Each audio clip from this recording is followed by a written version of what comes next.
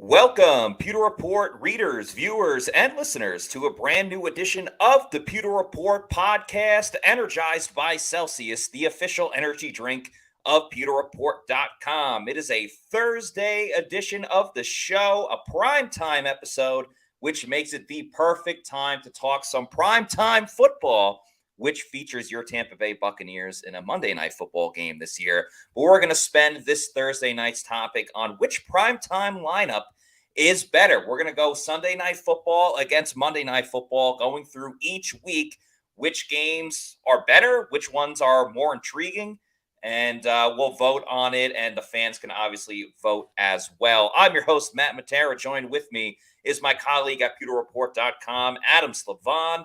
Adam, thank you for joining the show. How are you this evening? I'm doing great. I just want to say I hope everyone had a happy 4th. Yes. And also getting ready to talk not just Bucs football, but some NFL football. And based on the primetime lineup this year, there's a lot of intrigue in the matchups and also the storylines as well. Yeah, I wanted, as we get into the summer and training camp is a couple of weeks away, I want to talk a little bit more about the national storylines, or in this case, some of the best games on the national schedule this year, because we talk about the Bucs a ton, and we will talk about the Bucs on today's show as well. But we do so many episodes, 4 episodes a week, except for if there's a holiday like the 4th of July. So, I think sometimes it's fun to expand the conversation a little bit further than just what's going on with the Buccaneers, because some of these games affect the Bucs as well. We'll get to that in a little bit. Want to give a shout out to all the Pewter people watching the show this evening, including Richard, who has a birthday coming up on Saturday. So happy early birthday to you, Richard. Happy birthday, Richard.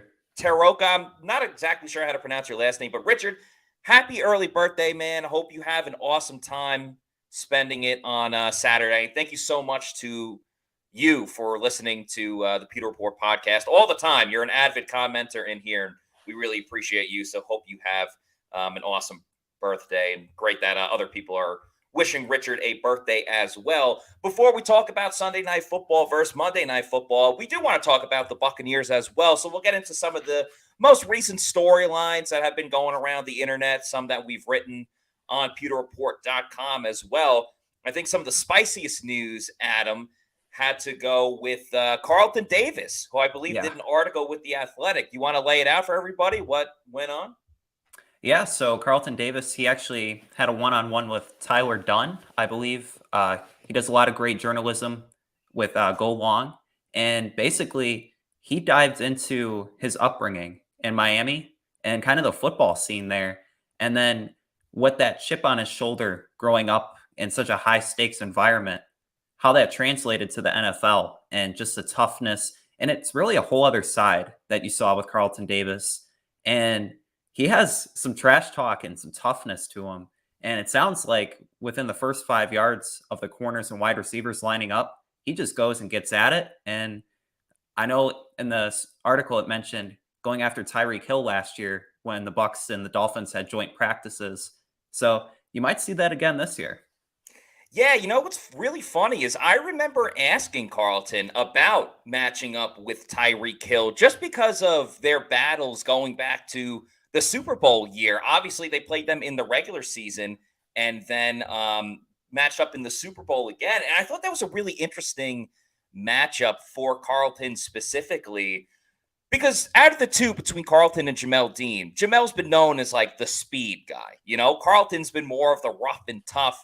But it was a really cool story for everything you said about kind of his upbringing and where he got his toughness from. And I think you see that a lot in Carlton, Adam, when, he relishes the fact that he gets to go up against these number one guys. He welcomes it, whether it's, Michael Thomas calling him out on social media before, during, and after the game, both in person and on social media, whether it was, starting his career early on against DeAndre Hopkins when Hopkins was still with the Texans. That was kind of the game that put Carlton on the map. And then this year, with a great performance against Jamar Chase when the Bucs played against the Bengals, Carlton loves these type of matchups, and you saw it pour through in the interview and the article that he had. Yeah, for sure. And just matching up against wide receiver number ones. I don't think Carlton Davis gets enough respect as being a cornerback number one. And I know PFF just did a ranking of the top 32 corners, and Jamel Dean was ranked ahead of him. No disrespect to Jamel Dean, but Carlton Davis last year was seen more of as the number one corner for the Bucs and Yeah. not being ranked as highly. That just adds to the chip on Davis's shoulder, and just a really great look into how he approaches attacking number one wide receivers. And if the Bengals Bucks game was any indication last year, he locked up Chase. And fantasy owners who had Chase, they didn't have such a great week. No, did you have him? Is that why you're bringing that up? No, I had him the year prior in the rookie year, and when he balled out, but Charlie Abraham says, I love Carlton Davis, man. And Grizz is saying Gravedigger is obviously going back to their moniker that they came up with during the Super Bowl year. Another thing Carlton brought up in that story was he said that they are going to wreck shit this year, and that team shouldn't be doubting them just because Tom Brady isn't with the Bucs this year, and they're either going to have Baker Mayfield or Kyle Trask. What were your thoughts on his statement? just kind of seeing, like, again, everyone's writing off the Bucks this year and fighting for a top draft pick instead of maybe fighting for the division. And Carlton Davis, he doesn't see it that way, and he sees the Bucks being able to take that next step and into what is going to be a new era of Bucks football. And the prediction, like from Vegas, of the over and under being 6.5 wins with the roster that the Bucks have, it's kind of laughable because I definitely see the Bucks having more than 6.5 wins. I don't know about you, but maybe if it was a stronger division with a clear-cut team, like let's say the Eagles or 49ers, Yeah. but this division is still very much for the taking. Without question. And Carlton had answered this before when he had his press conference during, I believe it was mandatory minicamp. And he kind of said, like, not that we don't care that Tom Brady isn't around, but that's not going to stop us from kind of doing what we need to do, because still a lot of the main guys on the defense are still there. And honestly, my first reaction when I read and saw what Carlton said, I was thinking, that's what we've been saying this whole time, Yeah. that this team is way better than 6 or 6.5 wins. As Charlie says, it's laughable. And Luke says, Bucks going to be wild card at 9-8. Yeah, a bad division and bad division opponents that they go up against this year with Yeah. the AFC South. I think, yeah, so many people are sleeping on the Bucks, and every year there's that team that surprises. It's not typically like a team that made the playoffs, but then they lost their quarterback, and like that's how they jump back into it. But man, Bucks are a sleeper for sure. You do not doubt the Buccaneers this year. I don't know if they're going to go 12-5 like Tristan Wirf said, and I just want to, because I saw Wayne's comment here. Wirf said in an interview that the Bucks will win 12 games this year. I just want to clarify, because I think context is important. Tristan had already done the interview. They were just like chilling out. It's like a Vikings podcast. He'd already done the interview. They did the whole like, thank you so much for joining as they're signing off. And they're like, real quick, like, do you have a prediction? I'm not mocking the host. But they're like, real quick, like, do you have a prediction? And he goes, 12-5. Like, there wasn't a lot of thought behind it. There wasn't reasoning and explanation. I know a lot of publications picked up the story. I think the context is important. They were chilling out. They had just signed off, and they're like, by the way, do you have a prediction? And he threw out 12-5. He even said in the thing, he was like, what is there, 17 games? So he's like trying to do the math. So like, let's not freak out about Tristan Wirfs giving the Bucks 12 wins. It was a throwaway line at the end of an interview. Context is very important. Yeah, and I agree with your assessment there. And while the Bucks may not be 12-5, could definitely see, especially with kind of a Seattle influence on the offense, if you will, maybe having a Seahawks-like season last year when not a lot of people expected them to do good with Geno Smith, and they ended up at 9-8. Could definitely see a path for the Bucks being 9-8, if not maybe like 10-7. Yeah, absolutely. And by the way, if you didn't see it, we had a great podcast yesterday. We had Bucs wide receivers coach Brad Isaac on the show with myself and Scott.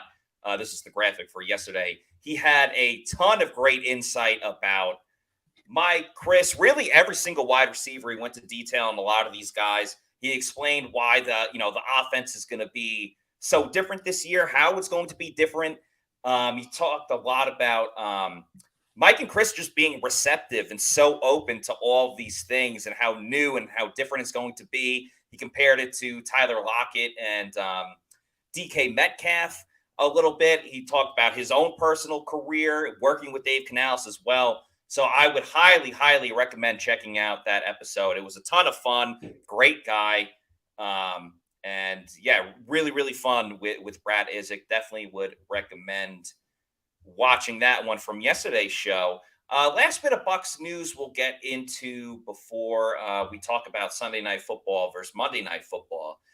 There was a really interesting article. I'll put it up in the chat here. It was from NFL.com's Chad Reuter. And, well-respected analyst. He does a lot of mock drafts, which people obviously flock to as soon as they come out.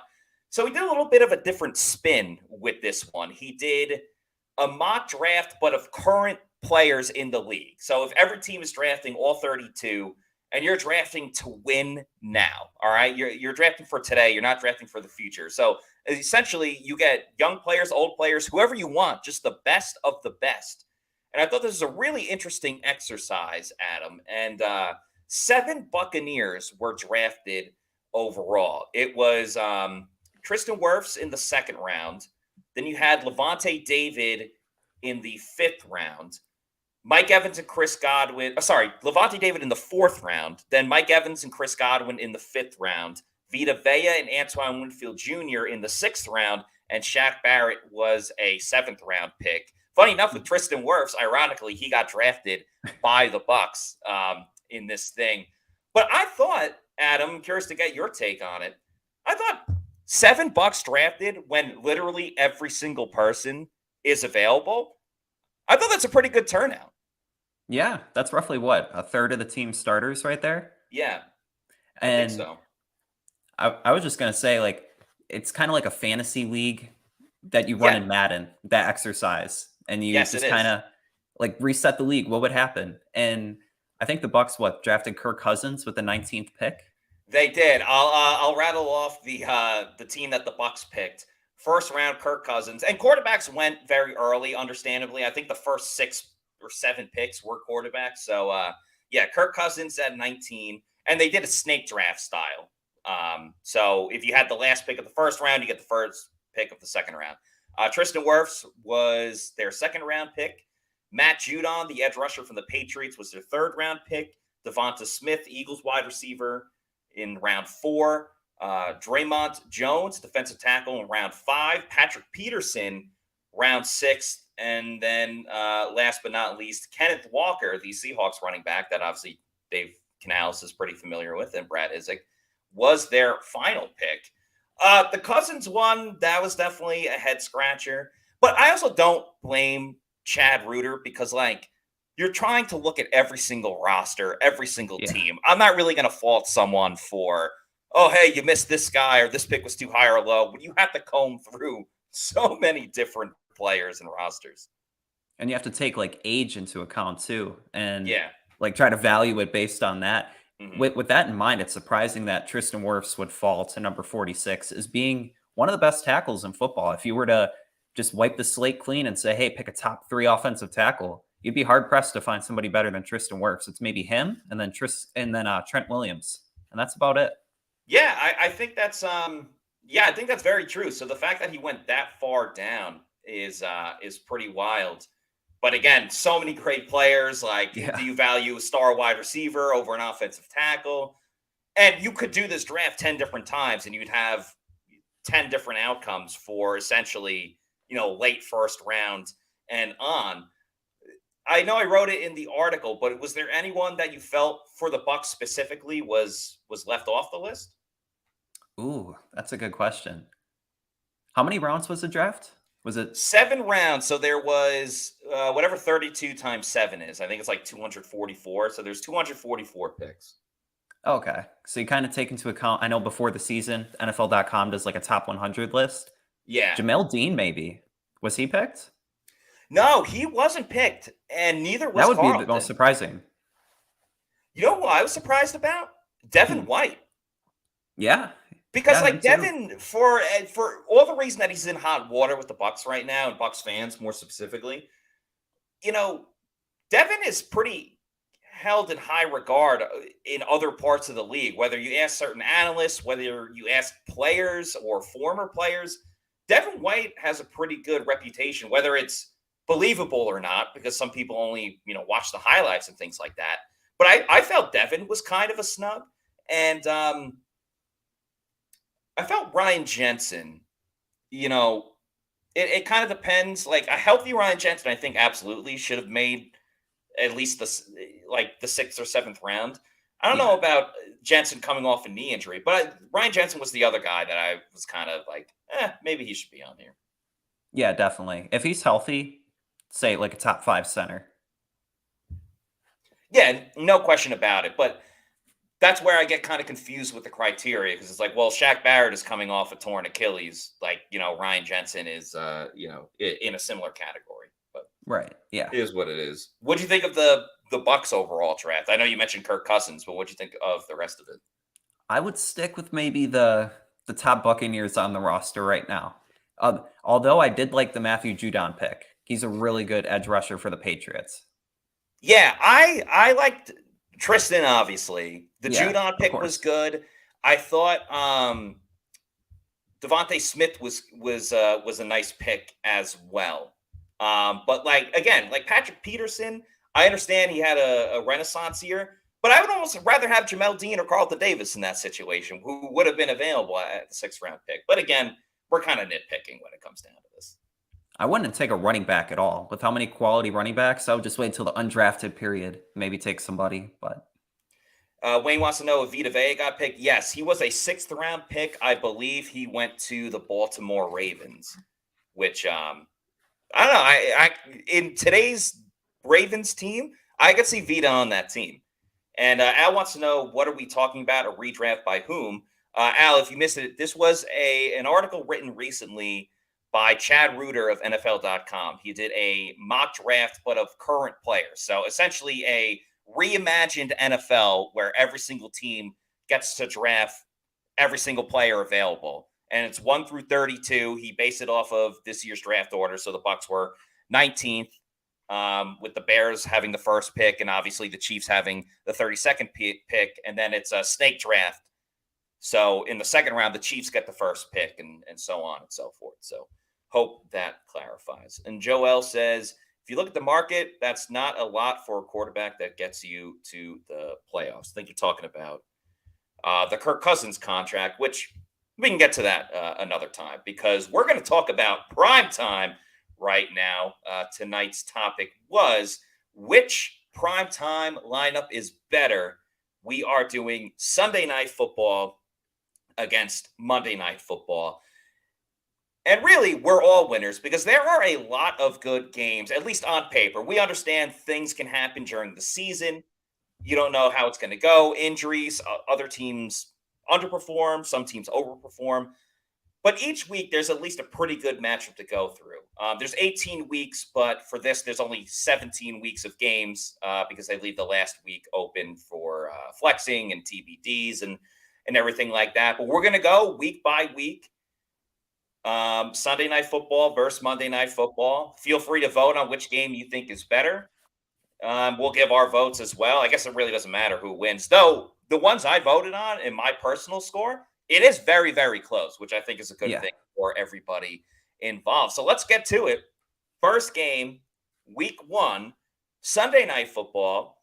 You have a game. It's an NFC East rivalry that I think for years was like the first Sunday Night Football game in week 1 for like 4 or 5 years in a row. And that's Cowboys at the New York Giants. Monday Night Football, an AFC East battle, the Buffalo Bills against Aaron Rodgers and the New York Football Jets. 2 pretty good matchups on both sides. But Adam, you're an Aaron Rodgers guy. I'm a a little Jets bit. guy. It's got to be Bills versus Jets week 1, not just because of the bias, but, the Giants, yes, they were a playoff team. We don't know what's going on with Saquon. Daniel Jones probably got overpaid. Can he keep doing what he did from a season ago. The Cowboys obviously are a team that, are they a Super Bowl contender? We don't know. But Bills Jets, Rodgers come to the Jets, his debut on Monday Night Football. It's got to be Bills Jets.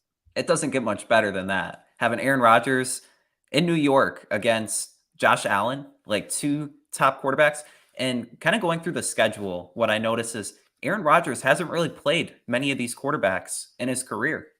And just getting to see him face against some of the young AFC quarterbacks, it'll be really interesting.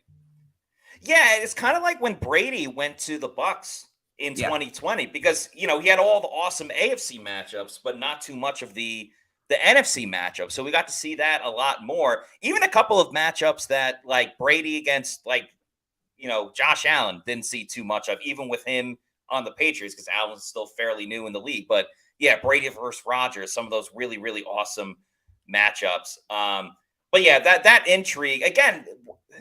Jordan Whitehead, who was on the Bucs a couple of years ago, he said that Rodgers coming to the Jets was very much like when Brady came to the Buccaneers, and who has a better perspective of it than Jordan Whitehead? So I'm feeling the same amount of excitement from when Brady first joined the Bucs. Now, their first game was just on it was a Sunday, I believe it was a 4:15 game when they played against the Saints, and the Saints won. But, Monday night game, it's also 9/11, so going to be a very emotional type of game, with it being played in New York, or I know some people are going to say New Jersey because it's technically New Jersey. But yeah, Rodgers' debut, it's got to be that. So we'll give that's one for Monday Night Football. Now, week 2, it's a little bit different because there's one Sunday night game and there's 2 Monday night games, a doubleheader. Same with week 3, which Bucs fans will want to talk about in just a moment. But on Sunday Night Football, it's Dolphins at the Patriots. Monday night, you have Saints at the Panthers, so an NFC South matchup, and Browns at the Steelers. So, Adam, I don't know if we want to vote between the 2 Monday night games and then have that face the Sunday night game. But I think out of all 3, if you want to look at all 3, because this is a Buccaneers podcast and they play in the NFC South, I really do think that Saints and the Panthers is the most intriguing game, or the best matchup out of those 3 games, merely for the fact that you're going to have the number 1 overall pick in his second career game playing, and Derek Carr, the best quarterback in the NFC South, arguably. I think there's a lot of intrigue there. Yeah, and I just want to say the Browns and Steelers matchup, kind of didn't really think too much of it when writing it down, but the Saints Panthers was the one that I circled just based on the fact of what you said, seeing Bryce Young, and within the context of the season, an early season matchup and kind of a litmus test, if you will, between are the Saints and Panthers for real? Are they going to be able to compete within the division, or is Bryce Young going to struggle? And Derek Carr, he's maybe not what he was at his peak with the Raiders. So that's the game I want to see the most. Although I did want to say the Pats offense this year under Bill O'Brien, it's going to have a lot more intrigue than it did last year with whatever that was with Matt Patricia and Joe Judge, I think. That's a very fair point because, I am kind of thinking of, last year's teams. That's kind of all we can go after. And, the Patriots offense is, snooze fest boring. Snooze fest boring. It was more exciting just because it was bad when they would just have ridiculous plays. I mean, the most exciting thing about their season was when Bailey Zappi got in the game. So, Mac Jones is going to be the guy. Patriots are going to win by defense. We always knew that. We'll see if they get DeAndre Hopkins. And, that would add a little more intrigue into it.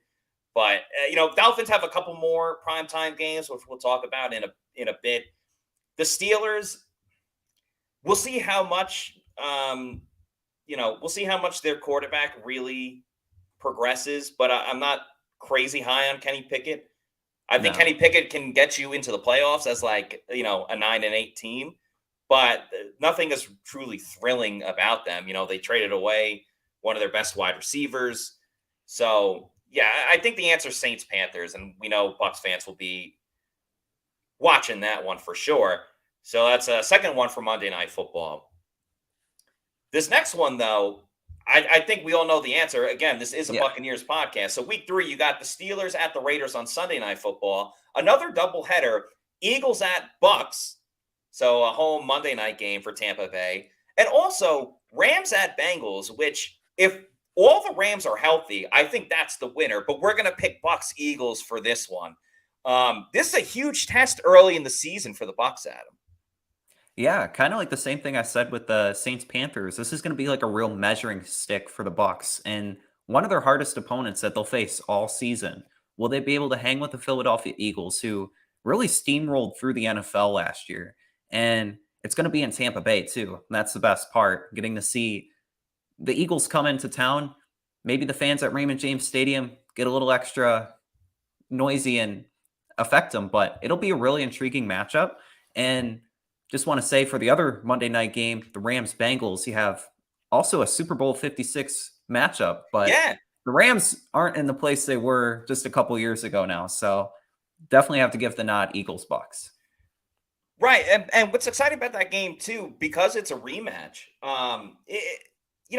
Matt Stafford should probably still be healthy at that point. So if he's healthy, Yeah. Cooper Kupp, obviously like Odell's not there anymore, but that does have the fireworks for a pretty exciting matchup. The Bengals, at least last year, were a little slow out of the gate. I think that's also because Joe Burrow got he got an appendectomy like in the I think offseason. you're So it right. took a Yeah. little bit to recover from that. But with the Bucks, super exciting. I'm very curious because I look at it. I think the game against the Vikings is an absolute coin flip as it stands today on July 6th. I think if you pick the Bucks, I wouldn't call you crazy. If you pick the Vikings, I wouldn't call you crazy. I think the Bucks should win in week 2 against the Bears. Yeah. So let's just say the Bucks win that first game. They're 2-0. They're playing with house money against the Philadelphia Eagles in a game where you're gonna get crazy because you're playing against the NFC champs from a year ago. Also, I know the Eagles lost the Super Bowl, but a couple years ago when they won the Super Bowl, the Bucks played against them in Tampa early in the season, and the Bucks upset the Eagles that year. Now it was a little bit different. It was a Sunday game. It was scorching hot. This one, obviously, on Monday night, going to be a lot different. But also, this Bucs defense played against the Eagles 2 years ago and beat them in a playoff game. Now, Jalen Hurts took tremendous strides the next season, and they traded for A.J. Brown, so you can't look at it exactly the same. But if the Bucs are 2-0 playing against the Eagles, I think that's a tremendous storyline. If the Bucs are 1-1 and you got the Saints the following week, it's obviously not a must win, but damn, you'd really like to have that extra win in your pocket. Or, God forbid, if the Bucs start out 0-2, their season might be on the line going into week 3 against the NFC champs. So I think there's a ton of storylines, no matter how or what way you slice it. I think there's a ton of great storylines that you can go to with that one. So if you're voting Eagles Bucks as well, right now it's a 3-0 lead for the Monday Night Football schedule, but long way to go. And this isn't like the NBA. It's not as embarrassing if you blow a 3-0 lead. So let's get on to week 4. Sunday night, throwing a haymaker here. The Super Bowl champion Kansas City Chiefs against Super Bowl contending New York Jets and Aaron Rodgers. Another week where it's primetime Jets and Giants, because Monday Night Football is the Seahawks at the Giants. So, damn, busy week for the grounds crew at MetLife Stadium hosting a Sunday night game and a Monday night game. Adam, your thoughts on this one? So this will actually be digging through the archives. Patrick Mahomes and Aaron Rodgers, first time facing each other. In the past, I think it was last year or the year, it might have been the year prior, Jordan Love started against the Chiefs when they played. And then when the Packers played the Chiefs, I think it was 2018, 2019, Matt Moore started for the Chiefs. So this will be the first time seeing both of them together. So really excited to see that, kind of passing the torch, if you will. And you mentioned it, Super Bowl contenders against Super Bowl champs. Hearing Jets in the Super Bowl in the same sentence sounds pretty good. They're gonna bring out Joe Willie Namath for that one. Yeah, but to give the Seahawks and Giants their flowers, They were two of the most surprising teams last year. It should be a good game, but compared to the Chiefs Jets, there's really no contest. Yeah, I think Giants Seahawks definitely deserves a shout out. I mean, we're talking about two playoff teams who, as you just said, overachieved. But this is a superstar matchup with the Yeah. Chiefs and the Jets. And as you said, first ever matchup between Aaron Rodgers and Patrick Mahomes. Shaggy with a great quote, the State Ooh, Farm Bowl. That is a fantastic comment there. And if State Farm is smart, one, they'll sponsor the Pewter Report podcast, but two, they'll do some gotta see type the of commercial. commercial. Yeah, Yeah. some type of commercial building up to it would be absolutely hilarious. So maybe they'll do something in that retrospect. I think what makes this matchup super exciting as well is, and I'll keep this Bucs related as well because this is a Bucs podcast. When the Bucs beat the Chiefs in the Super Bowl, 31-9, didn't allow a touchdown. Even though blitzing is like Todd Bowles' calling card, he didn't have to blitz that much. They relied on Shaq Barrett and Jason Pierre-Paul to win those matchups, granted against backup offensive tackles because the Chiefs were dealing with injuries. And they were able to get after Mahomes, and, he had to run for his life in that game. The Jets are one of the least blitzing teams in the league because they do a great job of getting after the quarterback just with their defensive line. And they could drop everybody else back in coverage, and that's why their defense has been so great. So if that defensive line where they're not blitzing a ton, and Quinnen Williams, Carl Lawson, and everyone can get after Mahomes, and Patrick Mahomes gets lost in the sauce with Sauce Ooh. Gardner, covering back there, I think that makes for an awesome matchup. And then, of course, Aaron Rodgers will just carve the Chiefs defense. So should be a fun Like some one. shredded cheese, Like right? some shredded cheese. There we go. Full circle. Yeah. And so that's one for Sunday Night Football. Okay, we finally on the board as well. Week 5, thank you.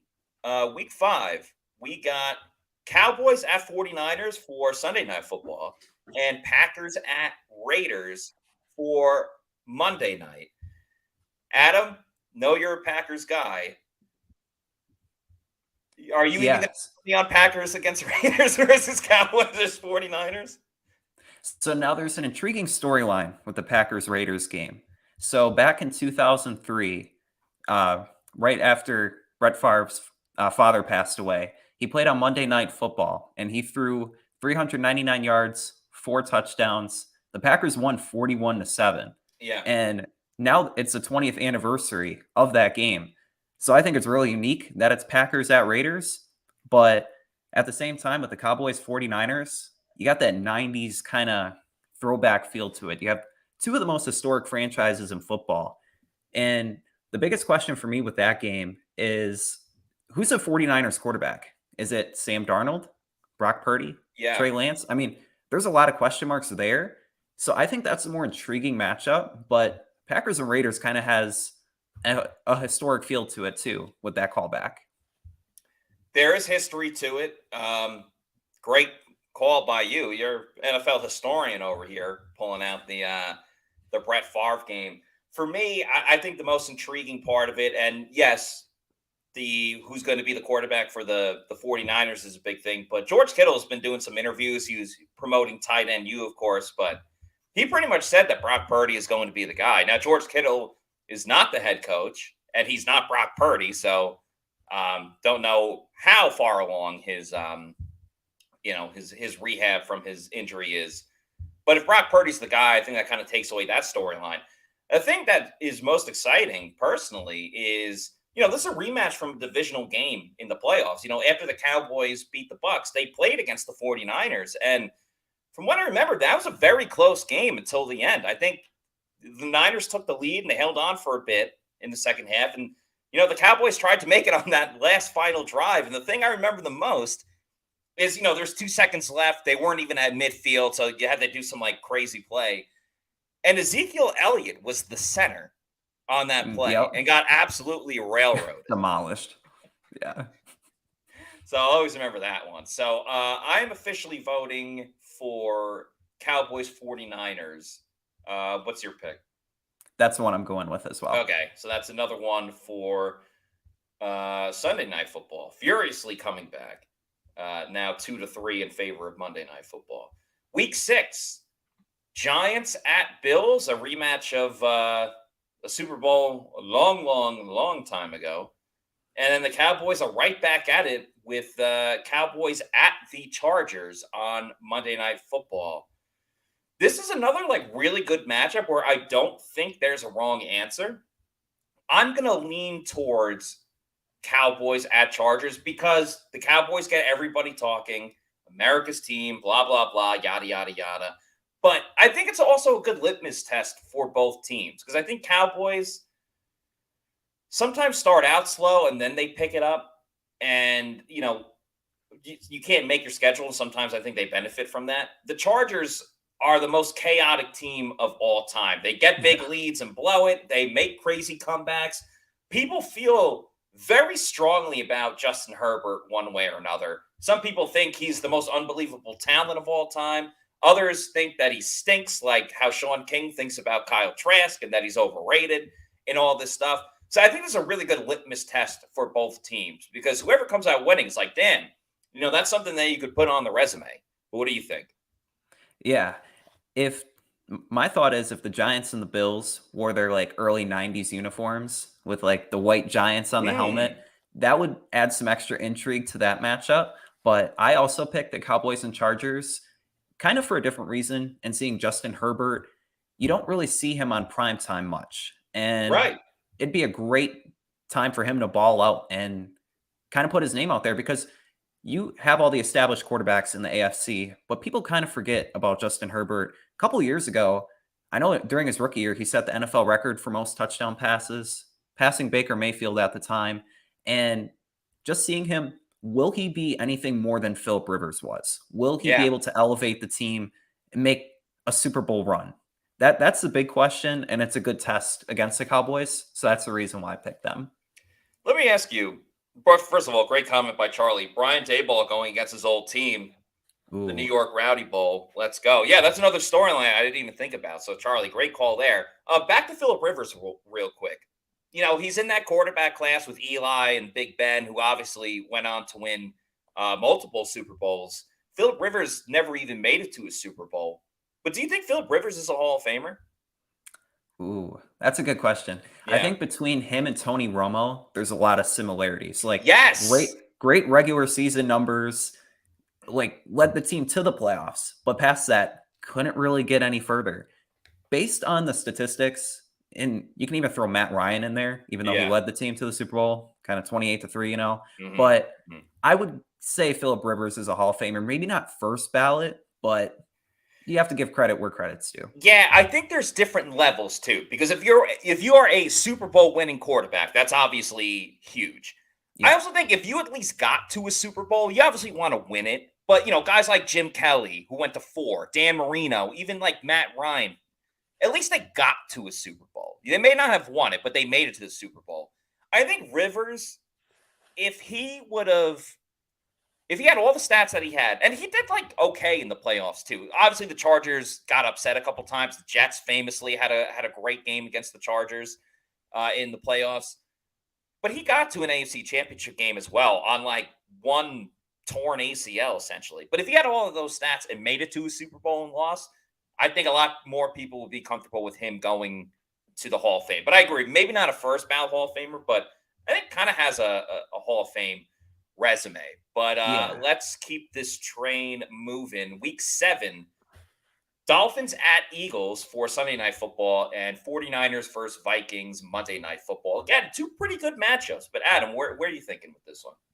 I'm thinking Dolphins-Eagles is a more intriguing matchup. And the 49ers and Vikings had great seasons last year. Now, I think the Vikings season with the 13 wins, frauds indeed. And I don't think they're going to be doing the same this year. Maybe having 8 or 9 wins is more in their ballpark. They eked out a lot of close victories. But now with the Dolphins and Eagles, I just think they're 2 better all-around teams. The Dolphins, with all of their weapons on offense, against the Eagles defense, that's going to be a sight to see. Yeah, I hate to keep agreeing, but I'm going Dolphins-Eagles as well.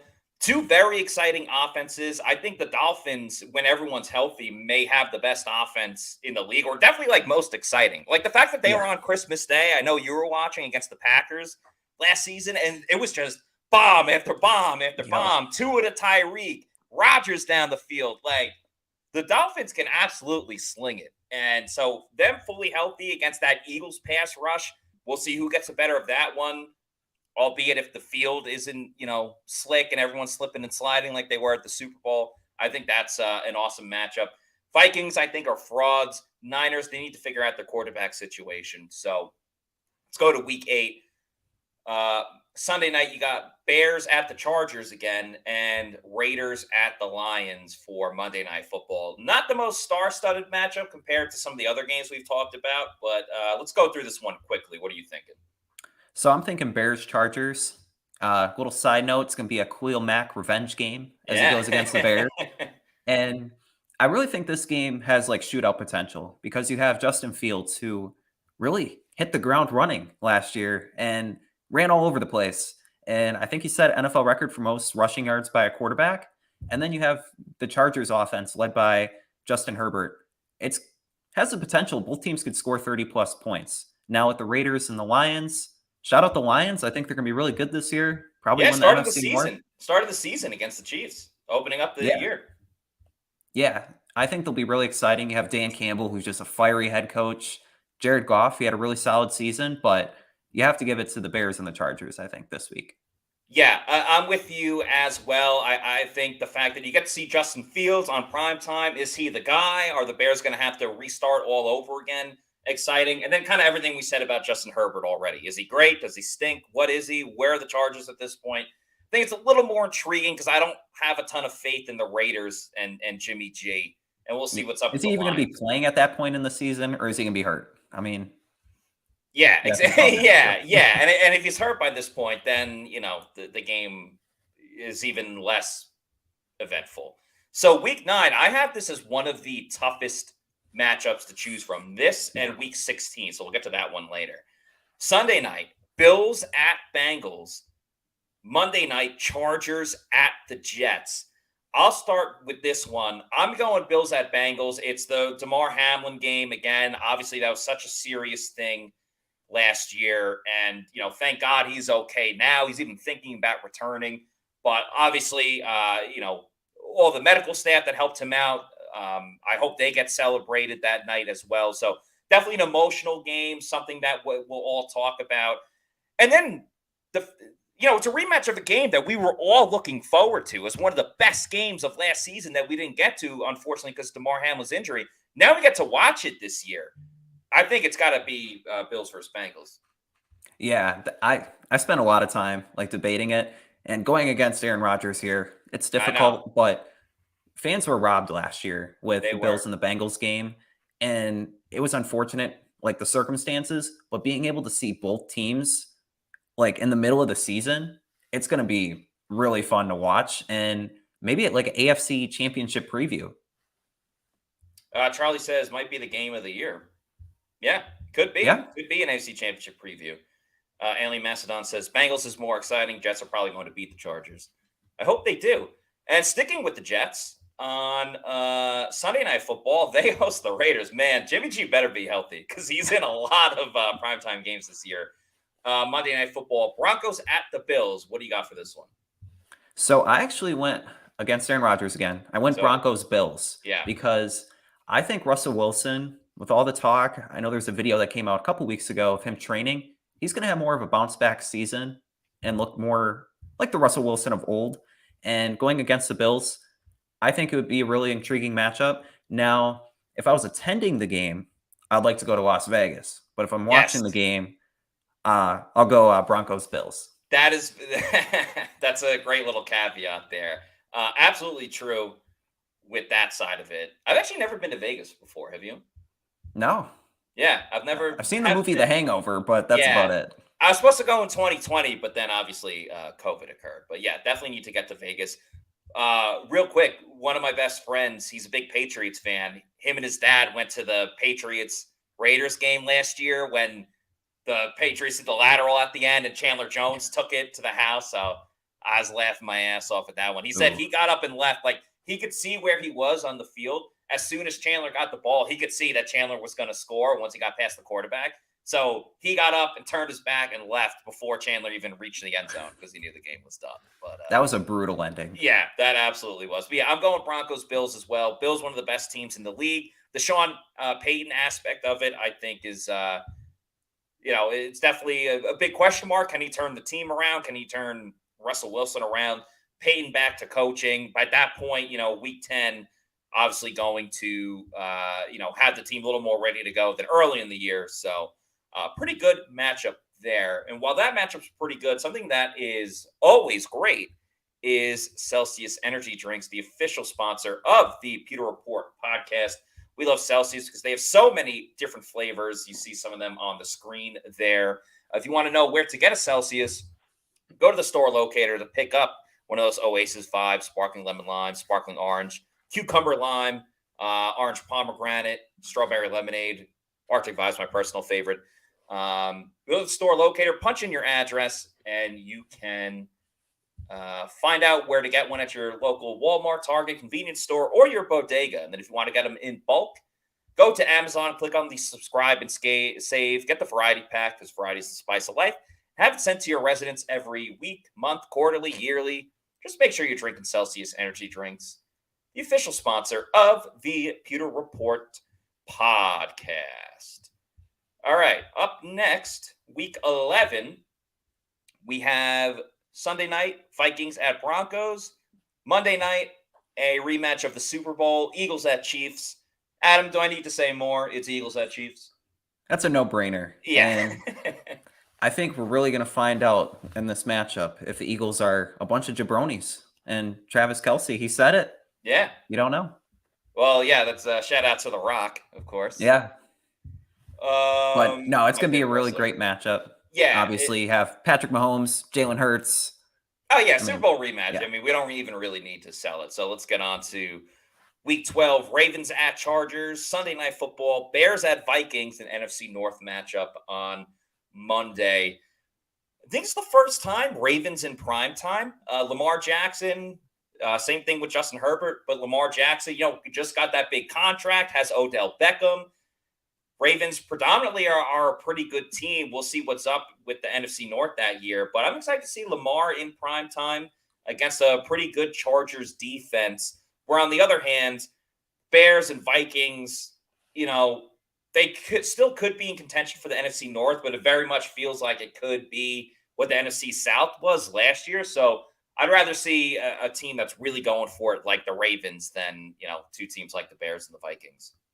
Yeah, in the matchup with the Ravens and the Chargers, you have two really star-studded quarterbacks. And then the NFC North matchup, you got kind of the lesser versions of each. And Justin Fields and Kirk Cousins. But and you mentioned the point with the Ravens having Lamar Jackson, Odell Beckham, like seeing that connection will be great. And yeah, I don't think this one requires too much thought either. No, it doesn't. And, still got a couple more games to go to as we start winding down the show. Next up, week 13, Chiefs at Packers for the Sunday night game. Bengals at Jaguars for the Monday night game. Adam, we know the Packers are your team. Give us your thoughts. Now, if it snows, I'm going to say Chiefs-Packers. You got early December. I think it'd be fun to see both of those teams in kind of a retro, old-school Super Bowl game. But I picked Bengals-Jaguars. Same thing with Justin Herbert, I think, applies to Trevor Lawrence. You have a top 10 quarterback with the ability. And it's also going to be in Jacksonville, too. And going up against Joe Burrow. Will the Jaguars be for real this year? Yes. The division, wide open for the taking there. You have the Colts and Texans with rookie quarterbacks. The Titans might have Will Levis start at that point in the season. If Trevor Lawrence can beat Joe Burrow and the Bengals, I think it'll be a statement game for them. No question about it. You look at that game and you immediately think of the quarterback matchup, Joe Burrow against Trevor Lawrence. And I'm with you about the Jaguars, man. Like, was last year a fluke? Now, they can still have a winning season this year, and a lot of it's just because they beat up on the on the AFC South. So the Jaguars are one of the most confusing teams this year, along with the Bucs, I would say, and also the Dolphins too, if Tua is not healthy. So the state of Florida in professional football, just absolutely wild. Yeah. So yeah, I think this is definitely a way more important game for the Jaguars. But Joe Burrow, Trevor Lawrence definitely makes it a lot more exciting. Mahomes in prime time, always a good time. I don't have too much belief in the Packers this year and Jordan Love, no offense. So I'm going Bengals, Jaguars as well. Week 14, got two for the Monday night game, but starting off for Sunday night, Eagles at the Cowboys, and then you have Titans at Dolphins, and then the Packers at Giants. I just said what I said about the Packers, so I'm not going with Packers and Giants. Titans and Dolphins. If the Titans are the team that they were the past 2 years, it's an exciting matchup. But I have my doubts about the Titans this year, for sure, especially with the quarterback position. So I'm going Eagles Cowboys. This very much could be a matchup for who's going to be in first place in the NFC East.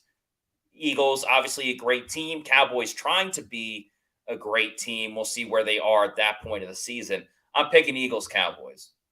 Yeah, and I feel like for the past maybe decade plus, the Eagles and Cowboys have been the two top teams in the NFC East, besides the Giants having a couple good years. I mean, you go back to the Eagles with Michael Vick and Deshaun Jackson, the Cowboys having Tony Romo. It's always been a good matchup. And just the context of the division and just being both, again, really historic teams, got to go Eagles and Cowboys. Although the Packers-Giants game is also a rematch of last year when they played in London. So I thought that was pretty cool, but got to go Eagles Cowboys. Yeah, that is true. I didn't even think about that London game. Yeah, because the Packers played the London game and then didn't take their bye. They went back to Green Bay and played the Jets the next week. That's when Sauce Gardner put on Zach Wilson. Yeah. Yeah, that's right. Yeah, that was a great game. We got 3 more games to go to, but first, let's hear a message from our friends at Immuni Financial. At Muni Financial, we help you live in the now. Dude, congratulations. We're so happy for you. Thank you. And even though the now may feel very different, you still need to plan for the future. How's retirement treating you? Oh, just fantastic. I know I say it all the time, but you really got to come up to Colorado. Let's do it. All right. Yeah. We can help you develop that plan to keep you on track, so you can still prepare for tomorrow, today. Muni Financial. Plan ahead, stay ahead. Make sure you give Immuni Financial a call. They could help you out with a number of different things, from advisory service, brokerage services, investment banking, annuity sales, and trading. If you want to set up a college account for your kids, if you're going to be paying for their college, they can help you in that area as well. So give them a call, Immuni Financial, and get started with a free consultation at Immuni Financial. All right. 3 more games to get to. Let's roll through these, Adam. The first one in Week 15, Ravens at Jaguars on Sunday versus Chiefs at Patriots on Monday. 2 pretty good matchups with all 4 teams. Again, I just have my doubts with the Patriots. So as exciting as the Chiefs are, I think you got to go Ravens-Jaguars for 2 teams that have interesting quarterbacks, and that will probably still be in it at this point of the season. Yeah, and also with the Jaguars, they have 2 primetime games in 3 weeks, which a few years ago, you'd be like, the Jaguars. Yeah. That's Thursday night football. Yeah. Yeah, so just being able to see the Jaguars have another test against the Ravens should make for some great football. And same questions with the Patriots this year. I mean, with the division being as stacked as it is with the Dolphins, Jets, and Bills, I mean, the Patriots might be like a 6-7 win team, and I don't really see their ceiling being that much higher. Yeah, they're probably going to be playing spoiler at this point. I don't even know if they could spoil the Chiefs, because they'll probably be either winning the division or in a top wild card spot at worst. So Week 16, I have this as the other most difficult games to choose from between both sides. So on Sunday night, which these are 2 Saturday games. So the Sunday night slate is Bengals at Steelers and the Bills at Chargers. And then the Monday night game is Ravens at 49ers. Really tough to choose from. I'm going to go Bills at Chargers for the Josh Allen versus Justin Herbert matchup. 2 teams in the AFC that could meet in the playoffs just a couple of weeks later. I really don't think there's a wrong answer for any of these. Maybe I think Bengals Steelers is a little bit weaker, But yeah, Bills at Chargers is my pick. Yeah, and it's also the Christmas games, right? You got Christmas Yeah. Eve and then Christmas Day. I I don't know. I really like the Ravens 49ers game too on Monday night or wait, it's Sunday night, right? Because of Christmas? Ravens 49ers is Monday. Okay, Monday. Bills at Yeah, Chargers. so Yeah. just seeing like the 49ers at the end of the season, again, who their quarterback's going to be, how good are they going to be, and within the division, I think that's a good storyline. But you got the Bills, and the Bills have a lot of firepower, so that would be my pick. Yeah. Al is saying Bengals and Steelers. Wayne saying Bengals and Steelers as well. So some people looking for that smash mouth type NFC or AFC North matchup. Week 17, the last week of this, a lot of NFC North teams represented. You got Packers at Vikings for the Sunday night game, and the Lions and the Cowboys for the Monday night game. So, Adam, with this last week on the schedule, which game are you selecting? Ooh, all the suspense leading up Yeah. to it. I'm going to go Lions Cowboys because it could be where the Lions, they make the playoffs. They clinch a playoff berth. And towards the end of the season, I think that would be a really cool storyline with the Packers and the Vikings. Again, the Vikings are frauds. And then the Packers are not really going to be that great this year, in my mind, without Aaron Rodgers. So I'm going to go Lions Cowboys. I think it's two really good teams going at it towards the end of the season. Should make for some great football. I think the Packers-Vikings game could be one that could get flexed out because towards the latter half of the season, Sunday Night Football does have the power to switch those games out with a reasonable amount of time. So I think you could see that happening with Packers at Vikings if one of those teams really isn't in the playoff race, while the Lions and Cowboys should definitely both be in the mix. Lions can kind of right the wrongs of last season when, last year they had the primetime game. The Packers had to win to get in. Lions beat them even though they were eliminated from the playoffs. So this year they could clinch a playoff spot by winning a game in primetime. Cowboys, again, will they be fighting for the division? Will they be fighting for a playoff spot with one more week to go? A lot of storylines there with the Cowboys. And if the Lions are the team that everyone thinks they're going to be, should be exciting to watch them as well. All right, as I tallied it up for my picks, I had 9 games for Sunday Night Football and 8 games for Monday Night Football. So a very steady diet on both sides. Yeah, for sure. I think when I went through it, I had 7 for Sunday night and then 9 for Monday night. So pretty even there. Yeah. And I also wanted to give a shout out to week 18. And although it's to be determined, there was 2 matchups that caught my eye. And I don't know if you looked at it too much, but I did not. the Bears at the Packers, I think will be a really great matchup to wrap up the season. And then you have Texans at Colts. Just for the fact you have 2 rookie quarterbacks drafted highly. Now you don't know the times at all, but those were the 2 most intriguing matchups looking at it. Yeah, I like that they typically have division games to end the season. So you have those, either someone playing spoiler or you have someone that were a head-to-head matchup and winner gets the division, loser doesn't even make the playoffs. So, yeah, I definitely think that's a good way that the NFL goes about it. And you saw with our rankings and picking the winners, parity among Sunday Night Football and Monday Night Football, parity throughout the league. But that's going to wrap it up and end it for tonight's show. Again, please, if you're not already doing so, follow us on our social media, like and subscribe. Our social media accounts on Twitter, Facebook, and Instagram. And now Threads is all at Pewter Report. We have Threads, so make sure you follow us on there. It's at Pewter Report, just like the rest of our accounts. And then our YouTube channel is Pewter Report TV. Please give us a thumbs up, like, and subscribe to our YouTube channel. Got a lot of awesome clips, more to come, especially some more with Brad Idzik, who we had on yesterday's show. And make sure you give the thumbs up for this show as well. That's going to do it for us for the week. We'll be back on Monday. So for Adam Slavon, I'm Matt Matera saying thanks everybody for watching. Have an awesome weekend, and we will see you next week for another edition of the Pewter Report Podcast. Out.